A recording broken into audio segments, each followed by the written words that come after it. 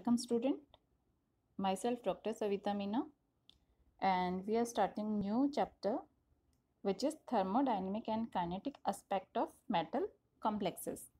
धातु संकुलों के ऊष्मागतिक एंड गतिज पक्ष को समझाने के लिए हम सबसे पहले कॉम्प्लेक्स की स्टेबिलिटी की बात करेंगे। संकुलों का स्थायित्व, स्टेबिलिटी ऑफ कॉम्प्लेक्सेस क्या होता है? इसके लिए ये कहा जा सकता है कि जब हम कहते हैं किसी कॉम्प्लेक्स के लिए कि वह कॉम्प्लेक्स स्थायी है, इसका क्या मतलब है? इसके बहुत सारे अलग अलग मतलब निकाले जा सकते हैं। किसी पदार्थ को स्थायी कहने का मतलब है हम ये कह सकते हैं कि वो रूम टेम्परेचर पे बिना किसी परिवर्तन के वायु में अपना स्थायित्व रख सकता है, अर्थात वायु के साथ उसका कोई अपघटन नहीं होता है और उसको लंबे समय तक रखा जा सकता है। वायु में हमें पता है ऑक्सीजन भी होती है, मॉइस्चर होता है, कार्बन डाइऑक्साइड होता है, तो ये सभी किसी भी कॉम्प्लेक्स को इफ़ेक्ट कर सकते हैं। तो इनका इफ़ेक्ट न करने का मतलब है कि वो पर्टिकुलर कंपाउंड या कॉम्प्लेक्स इनके प्रति स्थायी है, उसका ऑक्सीजन से कोई ऑक्सीडेशन नहीं होता है, उसका जो मॉइस्चर है उसके प्रेजेंस में कोई जल अपघटन या हम कहें हाइड्रोलिसिस नहीं होता है, रिडक्शन भी नहीं होगा, ऑक्सीडेशन भी नहीं होगा और ना ही कार्बन डाइऑक्साइड से उसकी कोई अभिक्रिया होती है। उदाहरण के लिए हमने लिया टेट्राअमीन कॉपर सल्फेट। टेट्राअमीन कॉपर सल्फेट ये हमने एक कॉम्प्लेक्स लिया, इसको हम कह रहे हैं कि ये स्टेबल है, सॉलिड है, ये हमें पता है, ये स्थायी होता है और इसको इसी अवस्था में सॉलिड स्टेट में बहुत लंबे समय तक रखा जा सकता है। अगर इस कॉम्प्लेक्स को हम जल में डिसॉल्व करते हैं तो भी ये स्थायी ही रहेगा, इसका जल में कोई अपघटन नहीं होता है। परंतु उस जल में जैसे ही हमने कोई एसिड ऐड किया या उस वाटर को हमने थोड़ा सा एसिडिक कर दिया, अम्लीय माध्यम कर दिया, तो ये कॉम्प्लेक्स अपघटित होना शुरू हो जाता है और बहुत ही फास्ट इसका अपघटन होता है।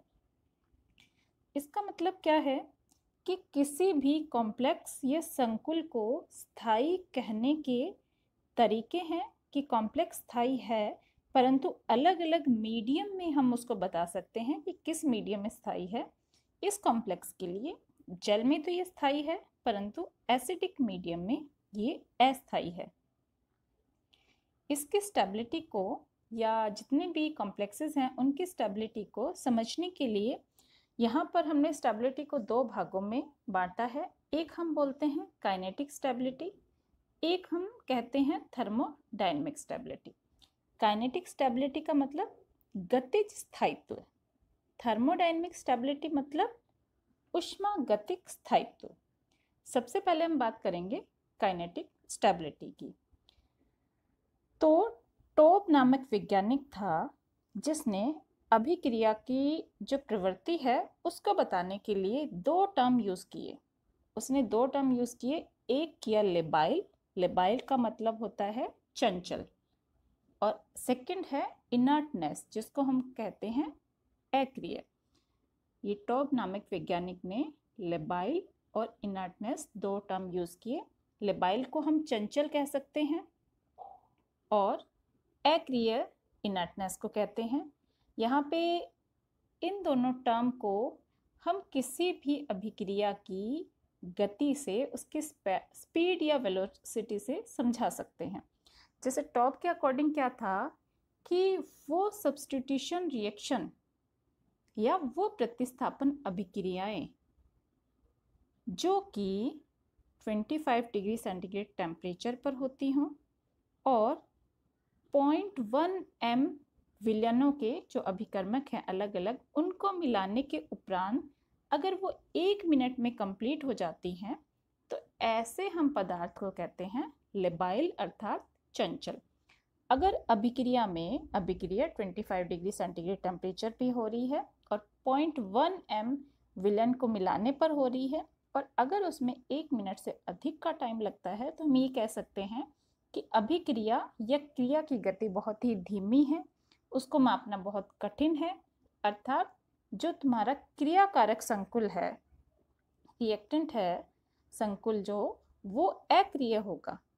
जैसे कि हमने एग्जाम्पल लिया था टेट्रामीन कॉपर सल्फेट, तो इसको इसी तरह से बता सकते हैं कि रूम टेम्परेचर पर ये स्टेबल था, अर्थात जल में ये अक्रिय था, जल में इनर्ट था, कोई अभिक्रिया नहीं हो रही थी।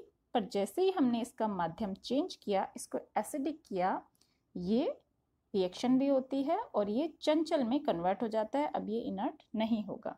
ये यहाँ पे हमने बताया है। लेबाइल कॉम्प्लेक्स के लिए प्रॉपर्टी क्या है? रिएक्शन 1 मिनट में कंप्लीट होनी चाहिए, 25 डिग्री पर कंप्लीट होनी चाहिए और 0.1 m सॉल्यूशंस होने चाहिए। अगर कोई अभिक्रिया इनर्ट है तो टाइम 1 मिनट से ज़्यादा लगेगा। एग्जाम्पल अभी हमने बताया कॉपर टेट्रामीन सल्फेट। सेकंड हम बात करेंगे थर्मोडायनेमिक स्टेबिलिटी या ऊष्मागतिक स्थायित्व। इसके लिए ये कह सकते हैं कि जो पदार्थ बिना किसी सहायता के स्वतः ही अपघटित हो जाते हैं वे अस्थायी होते हैं या ऊष्मागतिक रूप से अस्थायी कहलाते हैं। इस प्रकार का जो अपघटन है वो पदार्थ की इंटरनल एनर्जी और उसके जो अणु हैं उनके बॉन्ड स्ट्रेंथ पे निर्भर करता है कि उनका बॉन्ड स्ट्रेंथ क्या है और इंटरनल एनर्जी क्या है। तो क्या हुआ, अगर कोई कॉम्प्लेक्स है, मेटल और लिगेंड दोनों होंगे, उनकी बॉन्ड जो कॉम्प्लेक्स में है उसके स्ट्रेंथ क्या है वो बताते हैं उसकी थर्मोडायनेमिक स्टेबिलिटी को। यहाँ पे हमने एक एग्जांपल लिया है, कोबाल्ट का कॉम्प्लेक्स है थायोसाइनाइड के साथ। इसमें कॉम्प्लेक्स में हम देखते हैं कि कोबाल्ट का सल्फर के साथ जो बॉन्ड है वो बहुत ही वीक है। इस विलेन को अगर हम डाइल्यूट करते हैं तो ये अपघटित हो जाता है। सेकंड हम अदर कॉम्प्लेक्स लेते हैं आयरन का साइनाइड के साथ। ये संकुल काफ़ी स्टेबल होते हैं क्योंकि आयरन का साइनाइड के साथ जो बॉन्डिंग है वो बहुत ज़्यादा स्ट्रॉन्ग है, इसलिए हम ये कह सकते हैं कि यह इजीली ब्रेक नहीं होगा, इसका अपघटन नहीं होगा। ऊष्मागतिक रूप से जो स्थायी संकुल होते हैं वो काइनेटिकली इनर्ट होते हैं, ये जरूरी नहीं है। ऐसा जनरली होता है कि जो थर्मोडायनेमिकली स्टेबल हैं कॉम्प्लेक्स वो काइनेटिकली इनर्ट ही हो, ऐसा होता है, बट ये हर केस में जरूरी नहीं है। ऊपर हमने एग्जाम्पल देखा था टेट्रामीन कॉपर सल्फेट का, जो कि एसिडिक मीडियम में काइनेटिकली अस्थायी था, अर्थात लेबाइल था। इसके विपरीत अक्रिय अस्थायी भी हो सकते हैं, मतलब जो इनर्ट हैं वो कोई ज़रूरी नहीं है स्टेबल है, वो अनस्टेबल भी हो सकते हैं। तो इससे क्या कंक्लूज़न निकलता है कि जो ऊष्मागतिक स्थायित्व है, हमने यहाँ पे एक रिएक्शन दिखाई है, मेटल लिया, लिगेंड लिए और मेटल लिगेंड कॉम्प्लेक्स बनाया, तो स्टेबिलिटी में साम्यावस्था में ये हमारा कॉम्प्लेक्स है।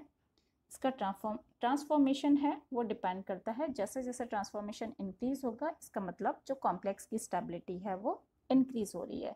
ट्रांसफॉर्मेशन का मतलब मेटल और लिगेंड से मिलकर मेटल लिगेंड कॉम्प्लेक्स बनना, उसका ट्रांसफॉर्मेशन है। अतः ऊष्मागतिक स्थायित्व का विवेचन साम्य स्थिरांक के माध्यम से किया जाता है और इस स्थिरांक को विर्चन स्थिरांक और फॉर्मेशन कांस्टेंट और स्टेबिलिटी कांस्टेंट कहा जा सकता है। तो इसे हम कहते हैं विर्चन स्थिरांक, फॉर्मेशन कांस्टेंट और स्टेबिलिटी कांस्टेंट, जो कि डायरेक्टली रिलेटेड होता है फ्री एनर्जी चेंज से। उसका जो सीधा संबंध है वो मुक्त ऊर्जा परिवर्तन से होता है। इसको समझाने के लिए हमने यहाँ पर एक कॉम्प्लेक्स लिया है, मेटल प्लस लिगेंड, ये मेटल कॉम्प्लेक्स बना। इनका जो साम्यावस्था स्थिरांक है वो है के, जिसको हमने स्टेबिलिटी कांस्टेंट बताया, फॉर्मेशन कांस्टेंट बताया और विर्चन स्थिरांक। तो के इक्वल्स टू होगा metal ligand complex in bracket upon metal and ligand. इस स्थिरांक को हम डिनोट करते हैं बीटा से। अब यहाँ हमने दो कॉम्प्लेक्सेस लिए हैं एग्जाम्पल के लिए, निकेल का साइनाइड के साथ और आयरन का साइनाइड के साथ। निकेल साइनाइड का जो कॉम्प्लेक्स है उसके लिए स्थायित्व स्थिरांक या बीटा की वैल्यू है 10⁻33। आयरन का साइनाइड के साथ जो कॉम्प्लेक्स है उसके लिए ये वैल्यू है 10⁻44। इससे हम ये कह सकते हैं कि जो इनकी थर्मोडायनेमिक स्टेबिलिटी है वो जैसे जैसे इंक्रीज होगी उसके साथ साथ बहुत अधिक होती है, जैसा कि हमने दोनों में ही देखा है। परंतु फिर भी निकेल साइनाइड कॉम्प्लेक्स है वो लेबाइल बिहेव करता है और आयरन का साइनाइड के साथ जो कॉम्प्लेक्स है वो एज ए इनर्ट बिहेव करेगा। दोनों की थर्मोडायनेमिक स्टेबिलिटी बहुत अच्छी है, परंतु काइनेटिक स्टेबिलिटी दोनों की अलग अलग हो सकती है।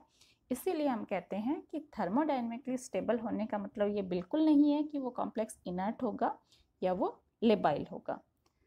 ये स्टेबिलिटी के बाद नेक्स्ट हम बात करेंगे स्थायित्व को प्रभावित करने वाले कारक। कौन कौन से कारक हैं जो स्थायित्व को प्रभावित करते हैं, उनको किन राशियों से हम बता सकते हैं। उसके लिए सबसे पहले हम बात करते हैं इंस्टेबिलिटी कांस्टेंट। स्थायित्व को हम अलग अलग तरीके से समझा सकते हैं। फर्स्ट हमने लिया इंस्टेबिलिटी कांस्टेंट।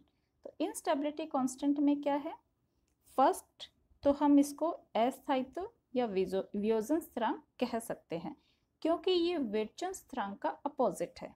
विर्चन स्थिरांक में हमने क्या किया, मेटल और लिगेंड लेकर कॉम्प्लेक्स बनाया।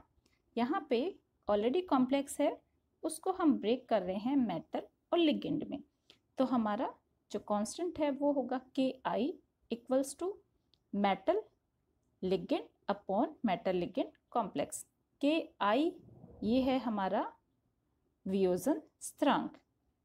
इंस्टेबिलिटी, I का मतलब है इंस्टेबिलिटी, K हमारा कांस्टेंट के लिए, ये अपोजिट होगा 1/K, मतलब K इसका विपरीत है। K के लिए हम बात कर रहे थे ये विर्चन स्थिरांक और Ki हो गया हमारा इंस्टेबिलिटी कांस्टेंट। ये है साम्य स्थिरांक, वियोजन स्थिरांक।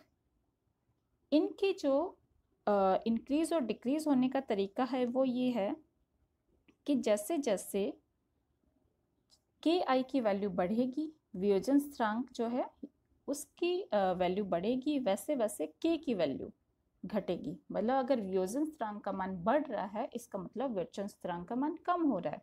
विर्चन स्थिरांक का मान कम हो रहा है इसका मतलब उसका स्थायित्व डिक्रीज हो रहा है। ये हम रिएक्शन में भी देख सकते हैं। कॉम्प्लेक्स से अगर मेटल और लिगेंड में ब्रेक हो रहे हैं इसका मतलब वो स्थायी नहीं है कॉम्प्लेक्स। यहाँ हमने एक एग्जांपल लिया कैडमियम का अमोनिया के साथ कॉम्प्लेक्स। इस कॉम्प्लेक्स में हम देख सकते हैं साम्य स्थिरांक पर Ki equals to cadmium +2 ammonia 4 और नीचे cadmium ammonia complex in +2 oxidation state. Value है Ki के लिए 2.5 × 10⁻⁻7। सेकेंड हमने एग्जाम्पल लिया सिल्वर का अमोनिया के साथ कॉम्प्लेक्स।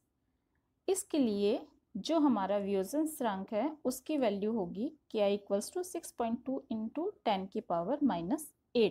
यहाँ पे हमने ये दोनों इन संकुलों को इन कॉम्प्लेक्सेस में हम देखते हैं कि जो इनका वियोजन है वो काफ़ी कम है, अर्थात दोनों ही संकुल काफ़ी स्थायी हैं।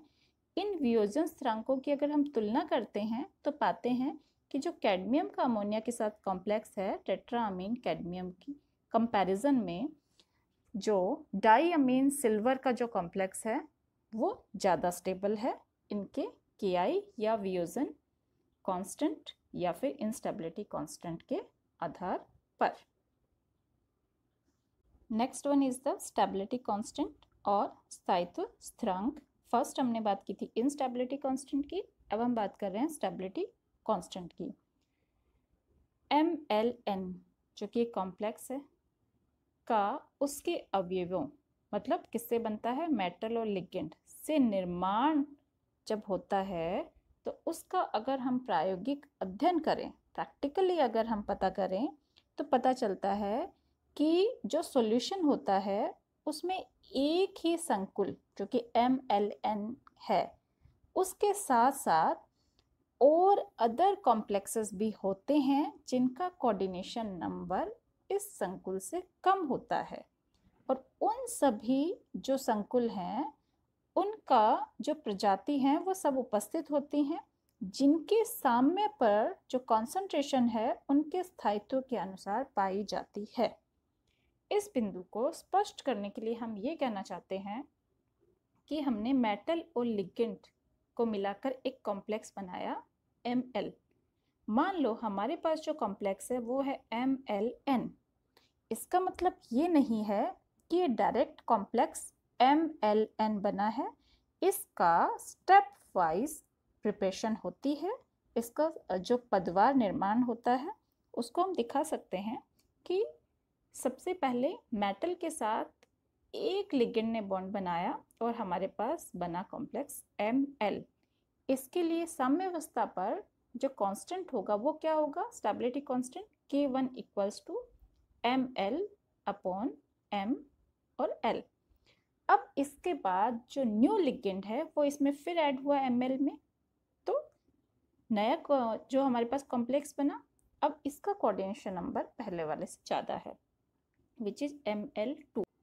स्टेबिलिटी कांस्टेंट होगा K2 equals to Ml2 upon Ml और L। नेक्स्ट, अगर इसी कॉम्प्लेक्स में हम और एडिशन कर दें लिगेंड्स का तो हमारे पास कॉम्प्लेक्स होगा Ml3 और इसका जो कोऑर्डिनेशन नंबर है वो पहले वाले से हायर होगा और स्टेबिलिटी कांस्टेंट होगा K3 equals to Ml3 upon Ml2L। इसी तरह से बहुत सारे लिगेंड के एडिशन हो सकते हैं, जैसे हमने किया MlN-1 लिगेंड में अगर लिगेंड L और ऐड करते हैं तो हमारे पास जो कॉम्प्लेक्स होगा वो होगा MlN। इसमें बहुत सारे लिगेंड्स ऐड हैं बट हमने उनको स्टेप वाइज दिखाया है कि सारे लिगेंड अगर एक साथ ऐड नहीं होते हैं तो हर स्टेप पे स्टेप वाइज जो फॉर्मेशन कांस्टेंट है वो होगा। और जो ऑल ओवर स्टेबिलिटी कांस्टेंट है, अगर K1 से लेकर Kn तक देखें हम तो ये होगा हमारे पास स्टेप वाइज स्टेबिलिटी कांस्टेंट इन सब का एडिशन। तो K1 से Kn तक ये सारे अलग अलग स्टेप वाइज फॉर्मेशन कांस्टेंट है, परंतु अगर हम चाहते हैं कि सारे लिगेंड एक साथ ही ऐड हो जाएं, मेटल में अगर 5 लिगेंड हैं एक साथ ऐड हो जाएं तो उसको हम ओवरऑल इक्विलिब्रियम से भी बता सकते हैं। जैसे कि हमने क्या किया, ये रिएक्शन देखी, ओवरऑल इक्विलिब्रियम के लिए क्या है, मेटल लिया, लिगेंड लिया और हमने डायरेक्टली इस लिगेंड को मेटल से डायरेक्ट अटैच किया और इसके लिए हमारे पास जो स्टेबिलिटी कांस्टेंट है वो हुआ B1 equals to Ml upon Ml। अब हम क्या कर रहे हैं, दोनों लिगेंड को एक साथ ऐड करना चाह रहे हैं, स्टेप वाइज कांस्टेंट नहीं बताना चाह रहे हैं, तो हम यहाँ पे डायरेक्ट लिखेंगे M2L Ml2। ऊपर हमने बताया था Ml अपॉन लिगेंड ऐड किया था कि एक कॉम्प्लेक्स बन गया था Ml, उसमें हमने नेक्स्ट लिगेंड ऐड किया था। यहाँ पे अगर एक लिगेंड ऐड करना है तो उसके लिए ओवरऑल इक्विलिब्रियम होगा हमारा B1, 2 ऐड करने हैं तो हो गया β2। अगर बहुत सारे लिगेंड्स हैं, Nl लिगेंड है, मेटल के साथ एडिशन करना है तो हमारा कॉम्प्लेक्स बनेगा MlN। इसके लिए जो हमारा स्टेबिलिटी कांस्टेंट है जिसको हम बोलते हैं ओवरऑल स्टेबिलिटी कांस्टेंट, वो होगा βN equals to MlN upon M और L की पावर N। तो इन सबको हमने कहा स्टेप वाइज स्टेबिलिटी कांस्टेंट को ही हम ओवरऑल स्टेबिलिटी कांस्टेंट या समग्र स्थिरांक कहते हैं। बस जो स्टेप वाइज स्टेबिलिटी कांस्टेंट है वो पदवार स्थायित्व स्टेबिलिटी कांस्टेंट्स हैं, उनको अगर हम उनका गुणनफल करते हैं तो उससे हमें मिलता है समग्र स्थायित्व स्थिरांक या ओवरऑल स्टेबिलिटी कांस्टेंट। एग्जाम्पल के लिए ये हमने लिया K1 K2, these are stepwise formation constant equals to हमने लिया β2, दिस इज ओवरऑल या ओवरऑल स्टेबिलिटी कांस्टेंट या समग्र स्थायित्व स्थिरांक। K1 की वैल्यू क्या है, ऊपर अगर हम देखते हैं K1 है हमारे पास Ml अपॉन Ml, K2 है Ml2 अपॉन MlL। तो यहाँ पे ये हमने लिखा K1 K2 Ml Ml गुणनफल K2 के लिए Ml2/Ml। β2 जो हमारा समग्र स्थायित्व स्थिरांक है उसकी वैल्यू अभी हमने यहाँ से नोट कर सकते हैं, Ml2/Ml2।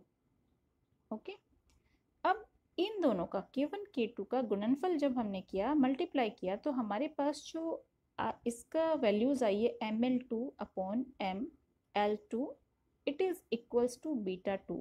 ये दोनों वैल्यूज सेम है। यहाँ पे इसको मैं क्रॉस कर देती हूँ, ये कुछ नहीं है, β2। तो यहाँ हम कह सकते हैं कि जो स्टेप वाइज स्टेबिलिटी कांस्टेंट होते हैं वो एक्चुअल में ओवरऑल स्टेबिलिटी कांस्टेंट को दर्शा सकते हैं उनके गुणनफल के द्वारा। यहाँ पे हमने दिखाया K1 K2 K3, अगर K1 से लेकर Kn तक स्टेप वाइज स्टेबिलिटी कांस्टेंट या पदवार स्थायित्व स्थिरांक लेते हैं तो वो इक्वल्स टू होंगे βn ओवरऑल स्टेबिलिटी कांस्टेंट या फिर समग्र स्थिरांक। इसको अगर हम लॉग में कन्वर्ट करते हैं तो ये βn को हमने इधर लिखा, log βn इक्वल्स टू होगा log K1 plus log K2 plus log K3, ऐसे करके log Kn तक हो सकता है। इसका माइनस में चेंज करने पर ये होगा हमारे पास minus log βn equals to minus log K1 minus log K2 minus log K3, ऐसे हो जाएगा माइनस log Kn। इसको हम इस तरह से भी लिख सकते हैं, P βn equals to PK1 plus PK2 plus PK3, क्योंकि minus log K equals to होता है PK। तो इस तरह से PB या PK इनको हमने बताया है। अगर इनकी वैल्यू बहुत ही कम होती है, बहुत ही कम होने का मतलब है कि अगर इनकी PB और PK की वैल्यू कम होगी तो बीटा और K की वैल्यू हायर होगी। इनकी वैल्यू हायर क्यों होगी? क्योंकि ये संकुल के स्थायित्व या अधिक स्थायित्व की ओर संकेत करते हैं या इनको बताते हैं। और ये P बीटा और PK उसी प्रकार से है जैसे कि हम H आयन सांद्रता को PH से लिख सकते हैं, और PH इक्वल्स टू होता है माइनस log H प्लस, जिसमें जो H प्लस है वो उच्च कॉन्सेंट्रेशन वाले विलयनों की pH को बताता है कि उनकी pH कम होती है। उसी प्रकार P बीटा और PK को भी हम उनके जो निम्नतम वैल्यूज़ हैं उनसे हमें यह पता चलता है कि बीटा और K की वैल्यूज़ एक्चुअल में बहुत हायर है। Next one is the relation between free energy change and overall stability constant. मुक्त ऊर्जा परिवर्तन एवं समग्र स्थायित्व स्थिरांक में क्या रिलेशन है, उनके बीच में क्या संबंध है? तो मुक्त ऊर्जा परिवर्तन को हम यहाँ शो करेंगे डेल G से, एंथैल्पी परिवर्तन को हम बता रहे हैं डेल H से, और किसी तापमान जो कि हमारा T है उस पर एंट्रोपी परिवर्तन को हमने बताया है डेल S से। अब इन सब के बीच में जो रिलेशन है वो है del G equals to del H minus T del S। मुक्त ऊर्जा का जो ओवरऑल स्टेबिलिटी कांस्टेंट है उससे यहाँ डायरेक्ट रिलेशन है, तो हम del G equals to other equation लिख सकते हैं, del G equals to minus 2.303 RT log beta. एक तो डेल G को हमने बताया del H minus T del S से, दूसरा हमने डायरेक्टली ओवरऑल स्टेबिलिटी कांस्टेंट के साथ रिलेशन बताया del G equals to minus 2.303 RT log beta. अब इसमें ऊपर वाले इक्वेशन में डेल G की अगर वैल्यू हम रखते हैं तो हमारे पास होगा 2.303 RT log beta equals to del H plus T del S। अब हमने डेल G की वैल्यू माइनस में रखी थी, अब इस माइनस को अगर पॉजिटिव करते हैं तो हमारे पास डेल H होगा नेगेटिव में और T डेल S की वैल्यू हो जाएगी पॉजिटिव। इससे ये पता चल रहा है कि जो स्थायी संकुल के लिए बीटा का मान अगर बहुत ज़्यादा होता है तो ये तभी संभव है जब डेल H का मान ऋणात्मक हो, नेगेटिव हो, और एंट्रोपी का मान पॉजिटिव हो। जैसे कि log बीटा है अगर बीटा की वैल्यू हम कह रहे हैं कि इंक्रीज हो रही है, उस केस में क्या होगा, डेल एच का मान नेगेटिव होना चाहिए और डेल एस का मान पॉजिटिव होना चाहिए। इसका मतलब ये है कि कॉम्प्लेक्स फॉर्मेशन में जितनी अधिक ऊष्मा निकलेगी, जितनी हीट रिलीज होगी, संकुल उतना ही ज़्यादा स्थायी होगा। तो यहाँ पर ये हमने बताया relation between free energy change and overall stability constant. ये हमने पढ़े कि जितनी भी राशियां हैं जो स्थायित्व को बता सकती हैं, इनस्टेबिलिटी कांस्टेंट था, स्टेबिलिटी कांस्टेंट था, और हमारे पास रिलेशन है फ्री एनर्जी और ओवरऑल स्टेबिलिटी कांस्टेंट का।